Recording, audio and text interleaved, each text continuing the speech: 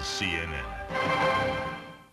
That's it for tonight's program. I'm Larry King. Now for a look at today's top stories. Let's go back to CNN Center and today's special guest anchor.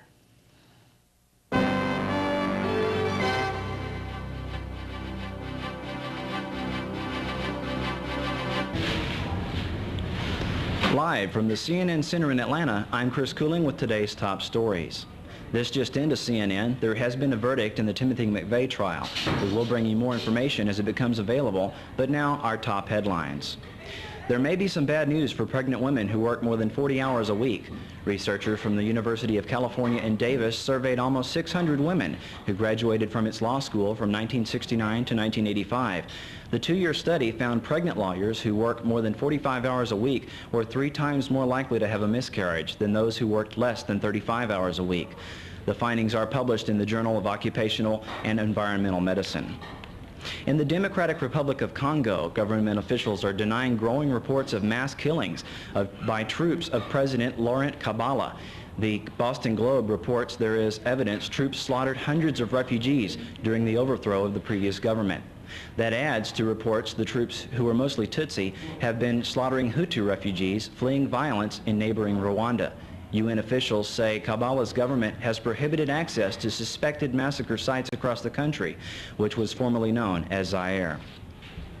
Another great leap forward in China. A daredevil driver shot about 165 feet across a waterfall on the Yellow River today in a turbocharged car, landing unhurt in what looks like a giant cushioned ramp. In 1992, the same stuntman jumped over the Great Wall on a motorcycle.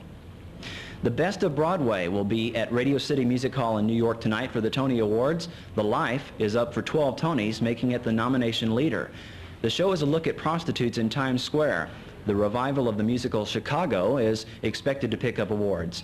The runaway hit is nominated for 8 awards. Talk show host Rosie O'Donnell is hosting the program. And finally, a California man is all wound up over his rubber band plane. This plane isn't child's play. This summer, George Heaven hopes to become the first person to fly a plane powered by a wound-up rubber band.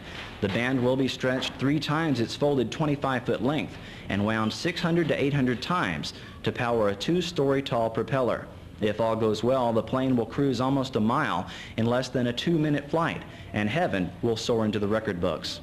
Well, that's all for now. Please tune in later for more on these and other top stories as they progress. Reporting from the CNN Center in Atlanta, I'm Chris Cooling with today's top stories. Have a great day.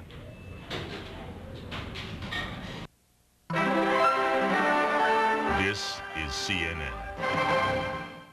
Over the years, Larry's talked to almost everybody.